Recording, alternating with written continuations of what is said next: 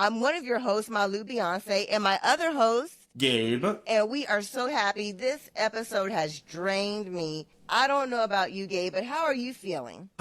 Honestly, the same. I don't know if it was just me or the episode, but I just had a weird feeling the entire time, and I don't know if it was the tension of the episode or me personally just bringing my real life into it. But yeah, I was just like, okay, this is a good, interesting episode. I feel like it could have been some of the content could have been compressed down a little bit, but I thought it was good. I don't know what you're doing In my opinion. to me, David Story and the editors. I mean, I'm just going to start this off by saying this. Something is missing. It's not adding up. I mean, something's missing. The tension that's going on that has led to all this drama is not being shown. Something's off. But let's get to the show. I can't even explain it, but kick it off, Gabe. Tell me what's going on in this show. Okay, so we start off the episode with Chini and Patrick talking about who they think they're gonna get, who's gonna be chosen for where. Germaine walks in and Patrick is like, this is the best day ever, but not really. And the interesting about it is when Patrick was asking like who chose who for what teams, Germaine was just like, oh, they didn't choose teams, we chose amongst ourselves. Or I don't know if it was the editing in that, but Patrick is like, oh, Germaine is lying, his ego has been hit, I can see the doubt in his eyes, I'm gonna start playing my mind games on him. And I was just, I don't know, it was very odd to me what was going on there. It was weird the way that Germaine said it. He said, we just kind of dropped him down or something like that first. I don't know if it was strategy on Germaine's part, if it was his ego, but it was not the truth. But it was also weird how he said it. What did you think it was? Do you think it was a strategy, an outright lie, or editing magic? What was it? I don't know. I think it may have been editing in that situation. I don't know why he would lie in that scenario. Or maybe Germaine was thinking, oh, I'm last picked, I'm the last one, what's wrong with me kind of thing, as opposed to the strategy that Matt and Darren might have employed in that scenario. Like, oh no, this is to get you to wear on Patrick's nerves, but maybe Germaine took it differently. And so maybe that's what happened, but I don't know what's going on there. I'm sure there's a lot on the cutting room floor that a few people might want to say but aren't allowed to. So I have no clue. It was very strange, but let's move on. Okay. Yes. Oh, and I didn't realize it the first time watching, but I rewatched some of it, and I didn't know that Patrick got a new nickname of Tricky. A few of the other survivalists mentioned that his new nickname is Tricky, so I'm just like, oh, that's a nice nickname. Maybe they're not all rivals or as big of butting heads as we had thought originally, but we see Matt, Darren, and Trish kind of having a moment where Trish is complimenting Matt and Darren on their gameplay of having Germaine go to Patrick and Chini's camp and talking about Tricky, aka Patrick. And so they're having a great time, and Matt just eating his fish like, this'll take Patrick down a peg or two. I'm playing mind games here. And so I thought that was a very fun moment. And Trish is like down for it. She's like, oh, y'all are playing the game. I saw some things online about that as well, about how they're feeding Trish and Trish is riding coattails again. And it's just everything about this episode is just bringing me down. It's just so weird. I can't understand it. What are people saying about Matt choosing Trish over Germaine? I haven't seen a lot of people talking about who Matt chose. I've just been seeing a lot of the for Trish versus against Trish arguments kind of reigniting, but I'm seeing a lot more individuals coming to Trish's defense. I felt like Trish wasn't even seen a lot during the episode. We don't see that much of her.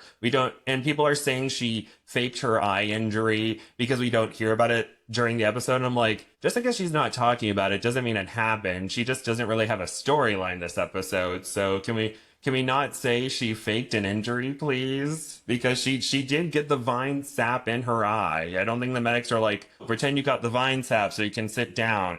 Okay, well, let's move on. What's up next? So there is a little bit of back and forth between Patrick and Germaine, because Patrick is like, oh, Germaine, you should practice with the bow. And Germaine's like, no, I'm not going to practice with the bow, really. And then they're going back and forth about it. And then we see Matt practicing with his bow and arrow, and he has like a small piece of paper bark off several yards away and he's just accurately shooting it and he's practicing, showing off his skills. This is a very Matt-centric episode. Then the next day goes hunting with Germaine and Chini takes a shot at a boar but unfortunately misses, and then the two decide to go running after a piglet.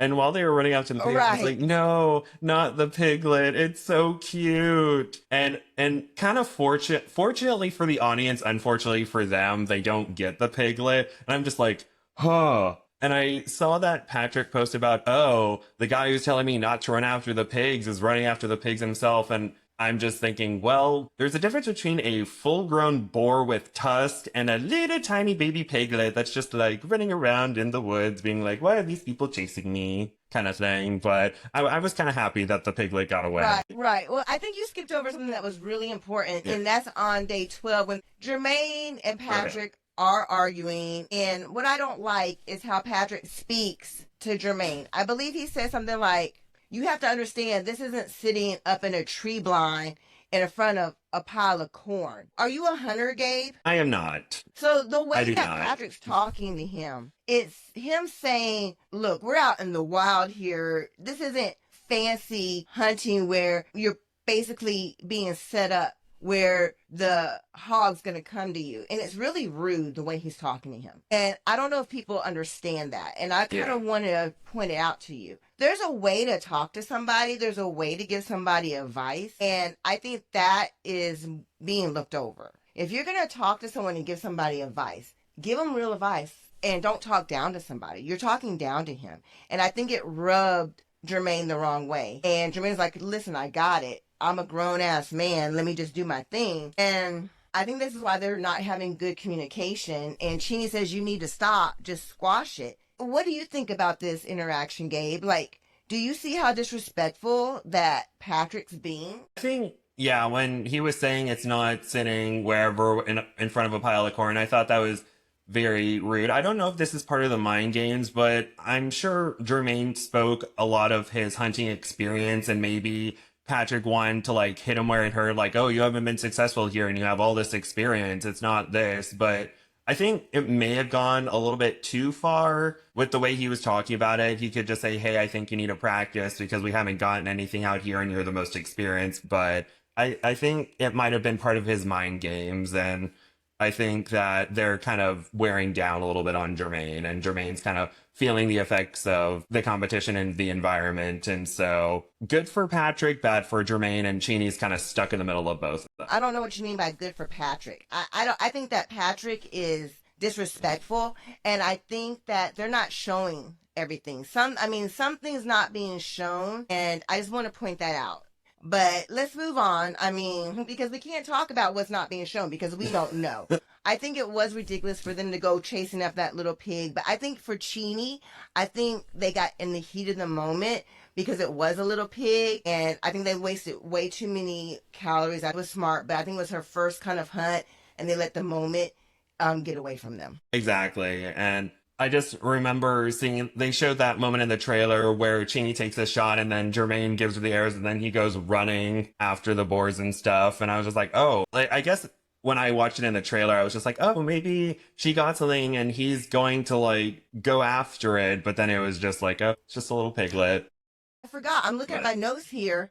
And when they come back after that hunt, Patrick says, that is why I'm trying to get you to practice. You have to practice a lot. And then in his little private thing, Patrick says, I'm getting really frustrated with Germaine right now because he's not listening to one word I'm saying. Germaine won't practice, but insists he's the best archer here. And then Germaine says, Patrick is a seed of toxicity. Patrick is toxic. That is his strategy to take people out of this game. It is to annoy them, to frustrate them, because his strategy is not based in skill, because he knows that the other competitors are more skilled than him. And he says, my ethics are on a different page than that. I don't know. So we kind of skipped over that, but this is foreshadowing what's about to happen. And let's just talk about it. Germaine's going to leave. And I think all of this is playing up to that. And I think that Patrick's right. You do have to practice. But we don't know if Germaine's not practicing per se. We really don't know. But I think they're focusing on this practicing thing and showing Matt practicing to make it seem like Germaine's leaving, but I think it's a lot deeper than that. I really do. And we'll talk about that when it gets closer to it, but I just wanted to point that out. Yeah. And we actually don't see Chini practicing either, and she was the one who was mainly shooting the bow and arrow when she and Germaine went out on the hunt, but we don't see him mentioning anything to her. And so was she practicing, or was she not practicing and Patrick just chose to go for Germaine in that moment? Maybe because, I don't know, maybe in that moment, Chini's just like, I know the mind games. Don't mess with me, Patrick, kind of thing. Yeah, something's going on. I don't know what's going on, but something's going on. So what happens next? I also wanted to mention, while Matt was practicing with his bow and arrow, he mentions that there are like 27 days left, which may come into play with a theory I have later. Either he said that on day 3 or something really big happens, and that's why this is all a month long. But moving on, I believe the next day, both Matt and Max decide to go out hunting for boars, and it's mentioned how they only have a small area to hunt in, so they may be going after the same boars, and Max and Matt are kind of following the same boar, and Max is like, okay, I'll let Matt take the shot on this, and so Matt gets a shot off, but he misses the boar, unfortunately, and Max doesn't hold that again. Max doesn't hold that against him, and he's not angry at Matt for missing the boar. He's just like, man, he missed the boar. Okay, we'll try again some other time. And we also get a lot of storyline from Kayla this episode because she's burning a lot of calories and she's able to get some fish, but she's not really able to replenish it. And so she's starting to get really worried. And I remember reading an article online where it featured Matt and Kayla was talking about she was going to Australia anyway, and she got a call from production. And so I'm thinking maybe she didn't have as much time to prepare as everyone else. So that's kind of where her worry is coming in, because she's like, I wasn't able to like bulk up or be as prepared. So I think that worry is starting to she's like feeling the negativity, and pretty much once you get to like that negative low point, you can't come back. So I'm really starting to get worried. Tell me that she was a last minute put in for last one standing.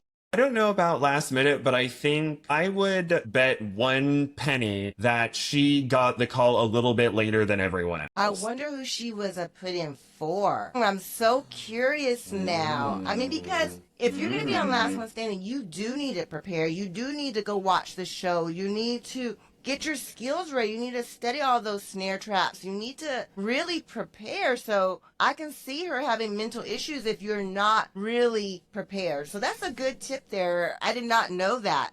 So what's up next? So I would like to point out, I feel like Matt, just a little bit, was kind of blaming Max for some of his downfalls. Was he not? He was kind of criticizing Max for some of the things that he was doing. He's like, it smelled Max. And I just remember a couple little things in there. Yeah? Sometimes I can't remember. I wouldn't be surprised if that happened. I just can't remember him talking about it. Hey, I'll go hunting. If I get something, you can partake if you help me process it, kind of thing. But yeah, I can understand Matt's frustration because something similar happened on season 1 and on previous challenges where certain people were kind of creating a disturbance in the force, and so he wasn't able to be as effective. But he is not as upset about it. He's just like, you know, if I were on my own, this would be better, but there are a lot of people around, so.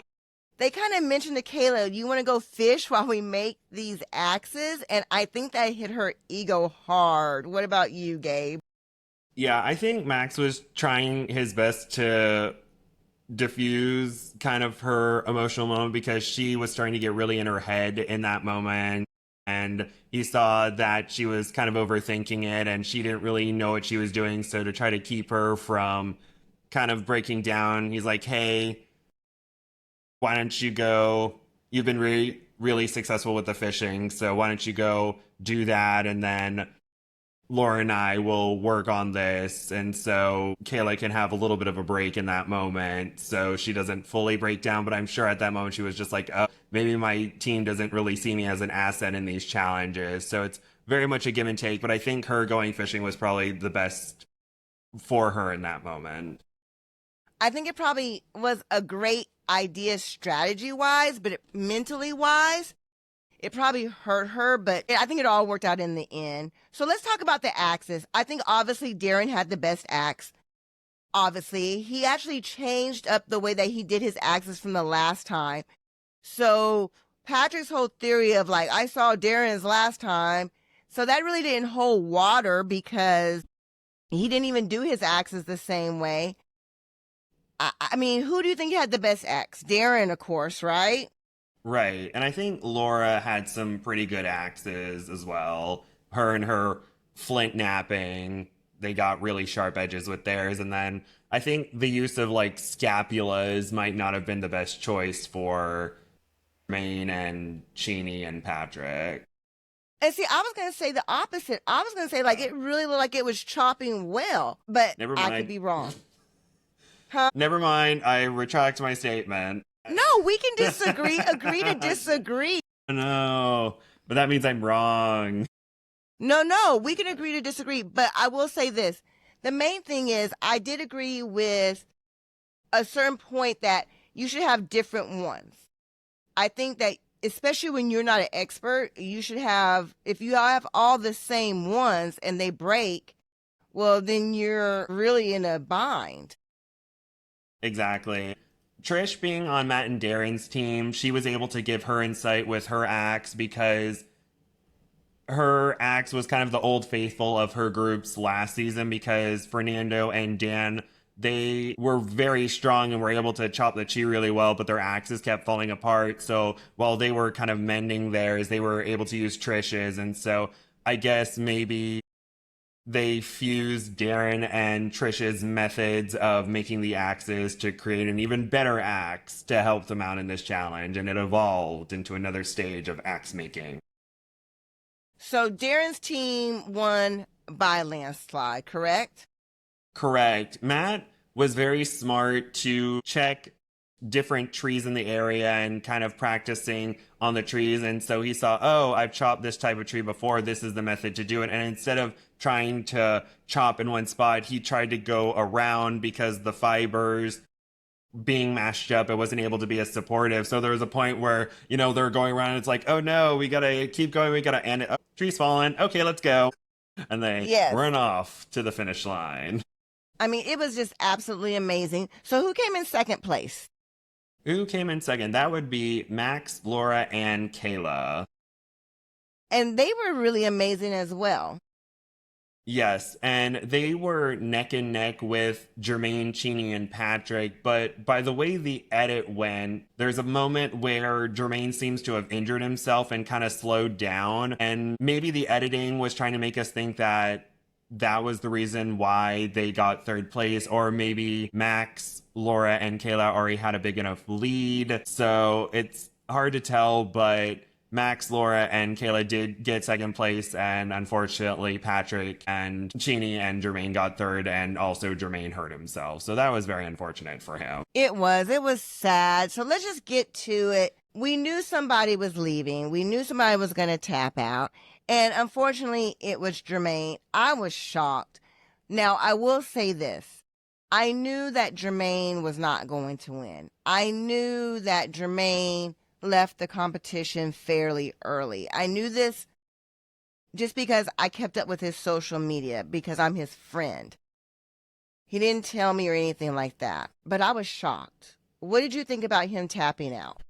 I was shocked as well, and I was also shocked because because on season 2, it was a reward challenge and the last facing team faced an elimination challenge.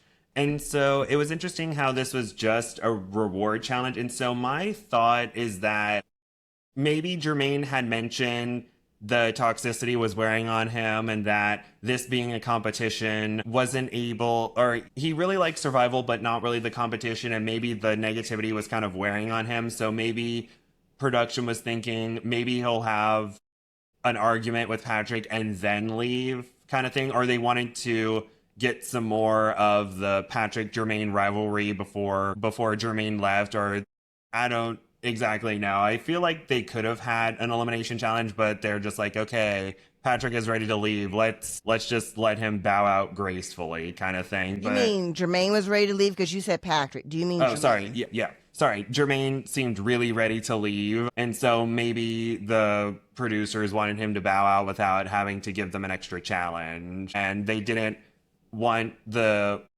possibility of losing Chini or Patrick in that situation. So they're like, okay, let's not have an elimination challenge. Germaine is 1 foot out the door. Let's just see where this goes. But I think that you hit some really good points. I think that Germaine was ready to go. I think that the edit is not showing everything. I think he left because there could have been a really big explosion. I think he did not want to go into this fighting mode. Do you know what I mean? Because that's not what he's out there for. He's out there to enjoy the experience. And I think that they wanted him to fight. I think Patrick was pushing his buttons and he bowed out because he did not want to go there. And I will say this, Patrick is doing a good job when you think about this as a competition. I don't know Patrick that well. I have been on Patrick's side. This has really bothered me because I do know the Black Cowboy. This is the only piece of advice that I'm going to give Patrick. This is a competition show. As far as the show's going, it's excellent. I think it's an excellent show. We have a villain. We have the Boy Scout. We have the strategy. We have something coming up that's great with the women who are going to be doing something that's excellent. Okay, we're going to get there. But Patrick, you're playing this role great. Do you agree, Gabe? I think so. And I think that, every rivalry that Patrick has had this season has ended up with him being on top. First, it was him versus Jamie, and Jamie left. It was him versus Germaine, and Germaine left. So it's kind of building him up as a threat. And the edit kind of was going against Germaine, like, oh, Germaine's not practicing. Germaine, the toxicity is getting to Germaine. Patrick's getting in his head, these mind games. So it's really building up Patrick as like a really good antagonist for the season. And so it's interesting, those dynamics. And so now it's like, who is Patrick going to choose as his next rival in this scenario? And will he be the Legend Slayer that he says he is? Tune in next week to find out. The producers need to prepare the NAA people that this is a competition show. This ain't the same. This ain't the same thing as NAA. When you go out there, get ready for this.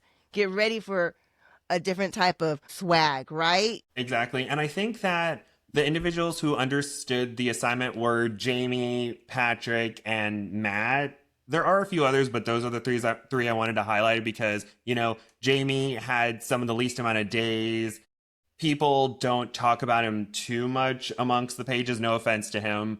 And then he came in, he working with the hearts and minds. He came in second place that first challenge, did better than a lot of legends. He kind of he manipulated Suzanne in that scenario and really got her on his side and got a lot of people talking about him. Patrick is like, you know what? I'm going to be the villain. I'm going to be yelling. I'm going to get first place that first challenge. I'm going to Legend Slayer. Like, people will remember me. And Matt's like, I'm not going to be all super buddy. I'm going to play my mind games too this season. I'm not going to be everyone's best friend. And they're the ones getting everyone talking. So I think, yeah, they understood the assignment. And I think maybe within the next few seasons, we'll be seeing a lot of individuals who are like, yes, this is a competition, but we may unfortunately be seeing a lot less of the legends and a lot of fan favorites, because I remember Wes on season 1 was very much, I like survival, but I don't like competition. Germaine was like, I love survival, but I don't like competition. So it's just a matter of balancing that, and hopefully. Love how you said it. They understood the assignment. Gabe, you hit it on the nail on the head again. I don't think the Black Cowboy understood the assignment. And unfortunately, Patrick definitely understands the assignment. He needs the attention. He loves the attention. He's getting the attention, and he's giving good face. So Matt understands the assignment. And you know who else? Laura understands the assignment. I love how she can play both. She's really good at it as well. Don't you agree? She likes the competition. I enjoy it. So goodbye, Black Cowboy. I have much respect for you. Let's not forget, Chini tapped out. Did she not? She did, and she tried. And when she was talking with Germaine, I don't think it was mind games, her being like, hey, if you want to leave, leave. But I think she understood, like, hey, if your priorities aren't in the competition, then it might be better for you to take yourself out of that situation so you don't spiral down a dark hole of despair.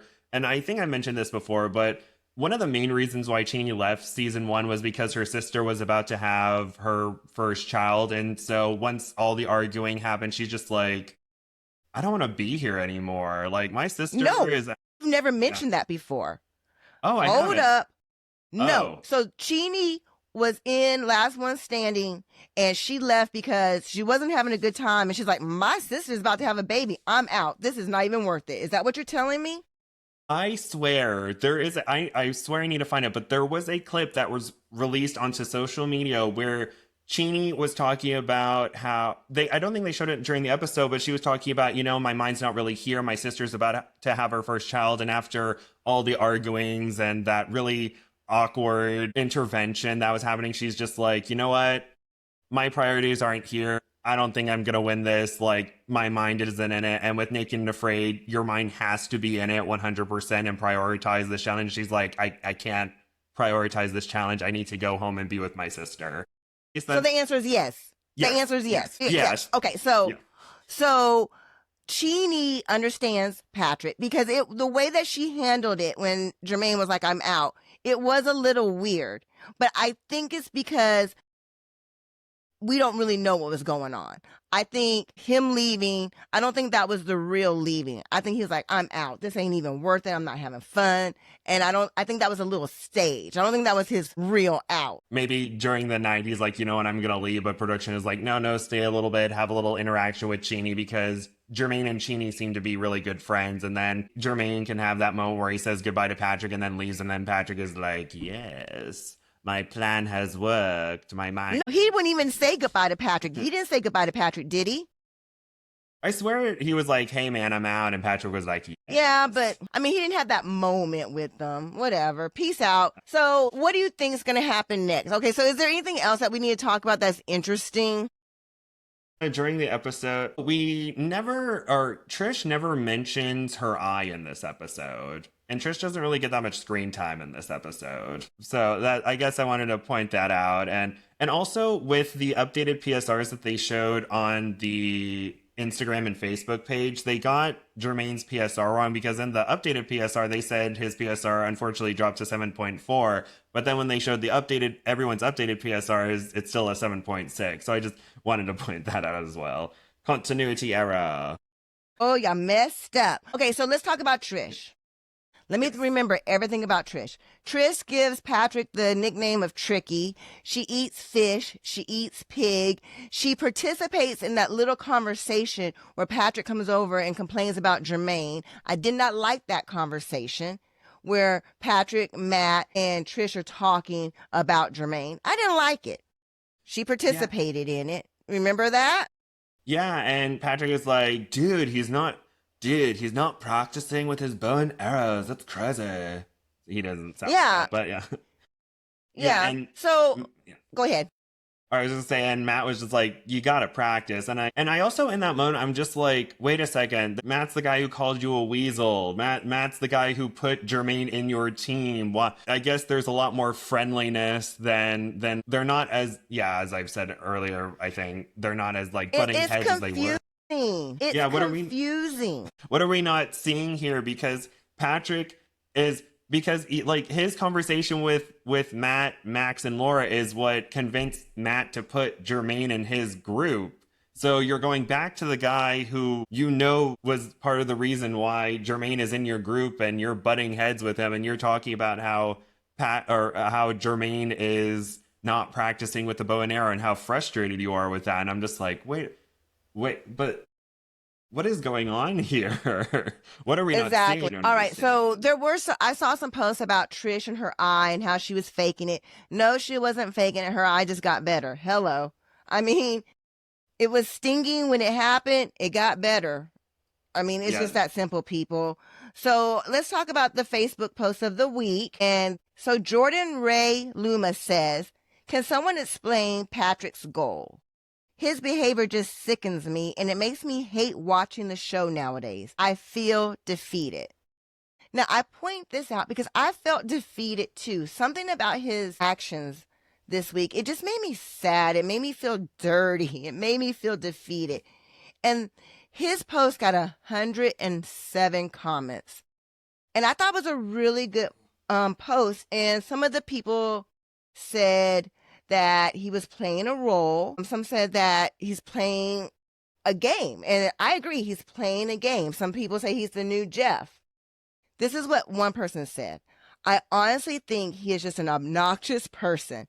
I don't know that it's a goal or a strategy, even though he claims it is. Some people are just genuinely hard to like.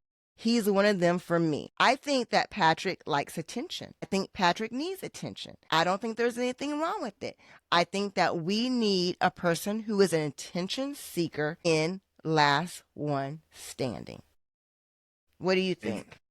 I agree with that. And I think that with these shows, there's always a role to fill, like the dark horse, the underdog, the super skilled individual, the antagonist, the wild card kind of thing. And I think Patrick maybe saw the lineup and he's like, okay, I'll nab that antagonist role, because the antagonist usually gets a good, nice storyline and he has the skills to back it up. So he's going to make it pretty far, most likely. And so he knows exactly what role to fill and how to get screen time. And so he's playing the game. I'm sure he could have been mentored by a certain someone on the best way to get screen time, or someone's. And so I think he's playing a role and he's doing it really well. I think he was very well casted, very well acted. I'm sure when he gets that Emmy, he'll be thanking the Academy and the fans for all the messages he's been sent. Oh, it was really funny. Andrew Forrestal, who is friends with Patrick, posted a photo and he's like, me sitting here chilling, not getting all like the hate mail that Patrick French is getting. And I'm just like, oh, okay. And now I'm just like, oh, is Andrew trying to throw his hat in the ring and wanting to compete against Patrick himself? We shall see. Oh, I've kind of noticed some of Andrew's posts too, and he likes attention as well. Yeah, I think, well, there were a few times yeah. So during season 18, when Stephen Lee Hall Jr. made his grand return, what had happened was there was that line at the end of the episode saying no tap outs. And then there was this whole controversy of, oh, yes, he did tap out because the editing, he did leave that challenge on Last One Standing season 1 when people were saying, no, he was eliminated. He said that he had 30 minutes left and didn't have time to boil the water, so he just took in the views and stuff. And that was reignited, and there was a certain individual who was bringing in the arguments and trying to provide video evidence, and guess who were in the comments supporting this person who said that Steven was wrong? Patrick and Andrew. So wait, hang on. Patrick and Andrew were, just say it in one sentence because I'm confused. Patrick and Andrew were saying that Steven did tap, or what? Sorry, there was a certain someone who is to yell, who is seen on seasons 1 and 2 of Last One Standing, who posted like opposing viewpoints, including the video of Steven's elimination from Last One Standing season 1, and Patrick and Andrew were in support of this person who was against Steven. So Steven, my gosh. So basically what we're going to say is Andrew and Patrick both like attention. Yes, and they were starting this attention seeking back in season 18. Stirring the pot. Exactly. They were both stirring the pot for season 18. I think Patrick, because, he was about to be seen on Last One Standing season 2, so he's going to be at the front of people's minds, and everyone's like, he's going to be a villain. And Andrew, because he's friends with Patrick, so I'm sure he also wants to get another chance to go out there, and the best way to do that is to get everyone's attention. And I guess they're fine with negative attention, but they're like, hey, people are talking about us. In David's story, I'm sure you love it, don't you, David? David, you love it, don't you? I'm sure he loves it, right? The producers are loving this. Yes, and the photos I just sent you deal with David's story, and I don't know if I should talk about that now or if I should talk Let me about look. something Let me more. look. Okay, can I talk about something, Ooh, or can I talk about Sam real quick? baby, you talk about whatever you want to talk about. This is your podcast. Oh, okay. It's our podcast. British, or I can't pronounce his last name, but British Sam, I have spotted him on social media, and I am so happy because he's great. But I remember I was talking about him in previous podcasts, and I'm like, where is Sam? Where has he been? He's been off social media. And so I was looking at my notifications, and I saw that Sam had reacted to one of the videos from the podcast. It was the one where you're like, Patrick, why are you telling everyone all this information about Germaine? And he put the laughing react, and I'm like, yay, Sam is somewhat back. And I'm just happy that he's kind of back-ish on social media, or it's like, okay, proof that he's still out there. And I hope that he can make a comeback and people can be like, rah, rah, ree. We think you're great, Sam. Sam, you know I love Sam. I'm going to call him Sam Moser. I love you. Gabe loves you. We are so happy to see you creeping back into social media. I don't know where you've been, but I'm so happy you're back. And then, so let's talk about whatever happened to Wes Harper. I've been seeing Wes post a lot of little things on social media lately. And I saw that he sent somebody an autograph or something. And I have his autograph and his cookbook. And then David Story made a little comment in this post that you sent. And he said, keep looking. Is that what he said? Keep watching. Keep watching. What does that mean, David Story? What does that mean? I have some theory. Tell me your theories. Break it now. What do you think? Well, I think that we may be getting something very soon, and we know this because Stephen Lee Hall Jr. himself said that there will be something, one of the hardest things that's ever been done, the most difficult challenge, and it's happening after Shark Week.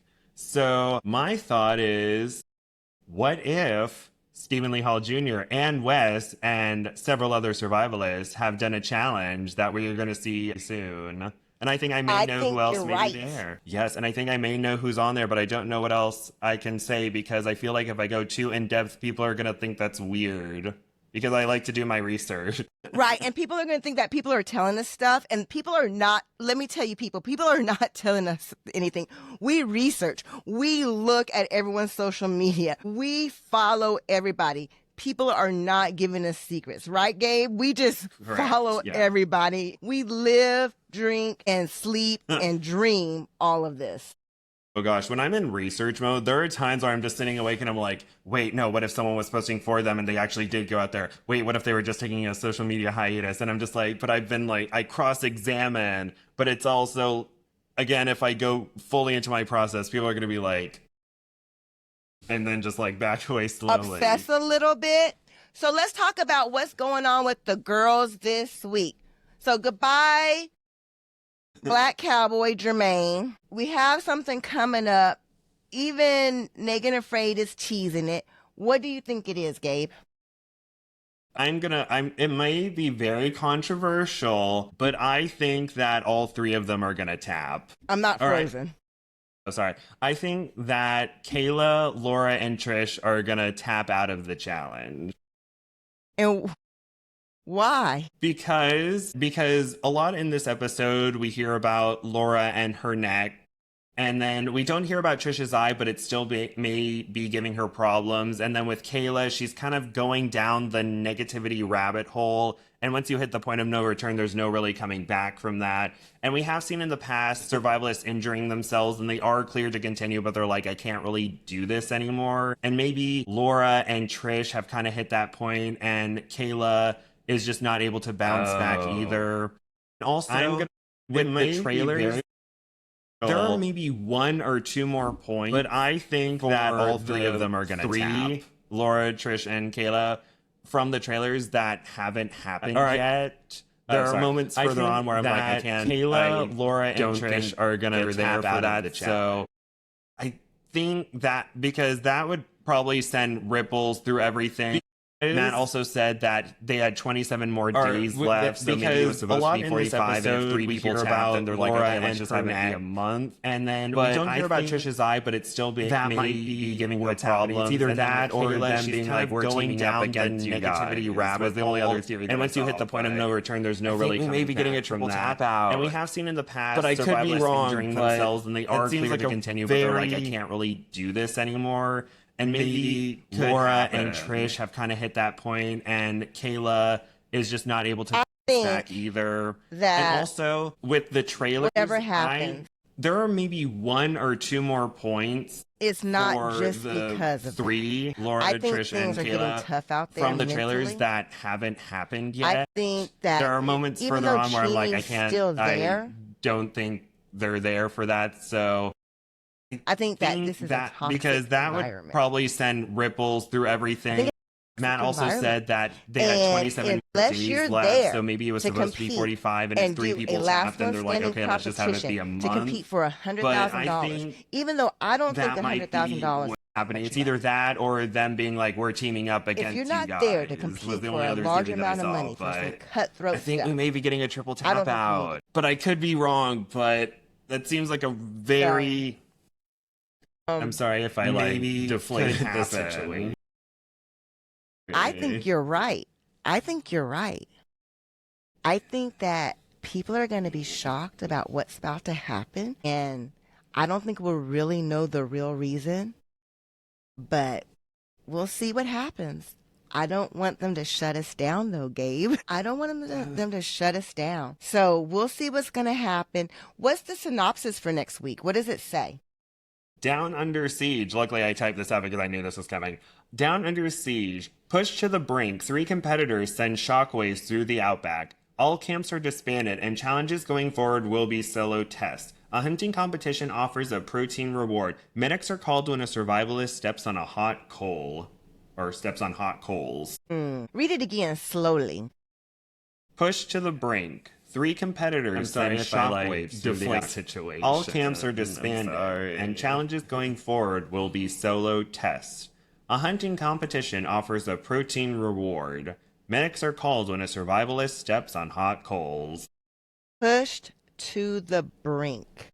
Pushed to the brink. Remember that, people. Yeah. I think Germaine was pushed to the brink. I think so. And I think Down Under Siege, luckily I typed this earlier. Down Under Siege is a very push to the brink. 3 competitors send shockwaves through the outback. In competition shows, contestants are kind of eliminated in the same way, whether it's losing a challenge, getting voted off, or steps on a judge eliminating them because they didn't perform very well. But with Last One Standing, it's either you're eliminated, push to the self-tap, 3 competitors send shockwaves through the outback. The camps are disbanded. I think and maybe they should fine-tune it a little bit more to where it's mainly elimination that people are going, because usually in regular competitions, someone getting disqualified or quitting are very rare. So I think with all these self-taps and med taps, I think we don't really see everyone to their fullest capability. So I think maybe if we kind of went to a Last One Standing Season 2 scenario where there is a lot of food available, you just have to be able to get to it. Like, whether it is a very unique series, so maybe because if they kind of fine-tune that formula where it's almost purely eliminations the whole season, eliminated in the same way, whether it's losing a challenge, I'm sure getting voted off, yes, they're pushed to the brink and they're self-tabbing, but then it's judge eliminating them. But I wanted to see the best of the best. Like, these challenges, either you're eliminated, bushcrafters, you self-tap, have a low point, or like before they enter the season, they might have some sort of negativity that like plagues them. Maybe they should fine-tune it a little bit more to where it's performing eliminating that people are going, because I think this will be dramatic competition, but I just wish it was more like elimination are very rare. So I think love self-tap. Yeah. What I love about Last One Standing. We don't really see everyone to their fullest capability, so I think maybe if we kind of went to a Last One Standing Season 2 Last One Standing 1 was a mess. There were so many things that they had to kind of just have to be able refine to get to it. Like, Last One Standing 2, they had to refine it too. Last One Standing 3, they're still refining and tuning. And it's not just production, it's not just David's story. I'm sure It's also the production is like, contestants yes, they're on the pushing show. to bring in their They're self-tapping, but then learning, it's like, I learning wanted to see the on best. what, even Like, if the with, black like, cowboy these came back, he would challenges, go in and there with a maybe different one of the mindset. best Just like Sheena, she's bushcrafters back might with a have different low point mindset. or And the I don't think the season, they black might cowboy would go have back. some I sort don't of know. negativity But that like if he plagues did, them he would go throughout back in the there with a show, and they different may not be able mindset. to So perform their every time this best. show And so happens, every time a I think person this will goes be on a show, dramatic, it's but a I just different wish it was more mindset, and like it's growing. eliminations It's throughout the unique. season. It's creation, and I love that about it. And I think the fan base is growing along with it. And unfortunately, I think it's going to affect Naked and Afraid. I think it's going to affect the way that casting does Naked and Afraid from here on out, because they're going to start drawing contestants for Last One Standing from the pool of Naked and Afraid people. And that's going to change the way that they think about who's going on the show. What do you think? I think you're absolutely right. And unfortunately, I think a lot of individuals, it takes them a season to get into that mindset where they're just like, oh, this is a competition now. Oh, whoops. Oh, no. And I'm out of there. But it would be great if everyone kind of came in with that same mindset, because that would make it a more dynamic story. And a lot of people are more in it to win it. And we won't see as many self taps, which would be great.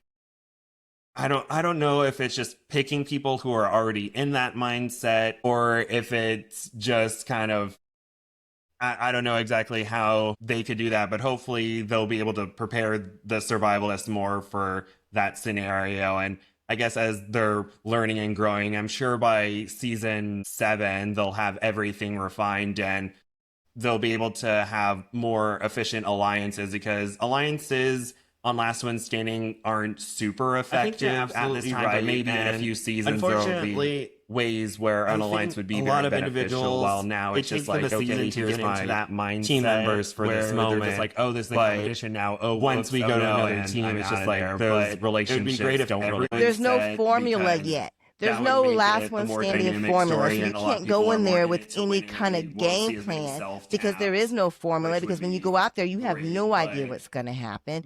And so it is a crazy, wild ride, which I'm sure that everybody is loving, from, the people that are watching from their homes. They could do that. I know David Story's loving it. I know the producers are loving it. I'm loving it. Gabe's loving it. We're all loving it. They're learning and growing. I'm sure by season 7 they'll have everything our refined, podcast. and listen, they'll be able to I really have need to calm down. I need to refine myself.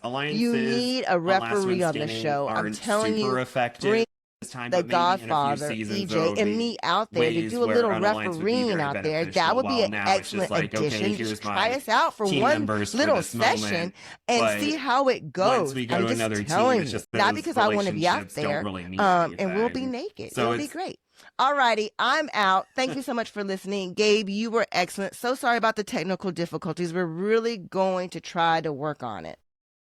Yes, right now, after the 3rd try, it seems everything has been working out, and I hope everything uploads properly. If not, I don't think too much has been cut out of the beginning. Matt successfully got the board, good for him, and then tree chopping, and then Germaine left. So we'll see what happens, and I hope that soon we'll be getting a trailer for the thing that's coming after Shark Week, but we shall see. We shall see. Keep your eye out. You heard it here first. Stephen Lee Hall, Wes is going to be here, and it's all your fault, David. You're the one who let the cat out the bag. I have the Bye. screenshots. Bye. Thank you.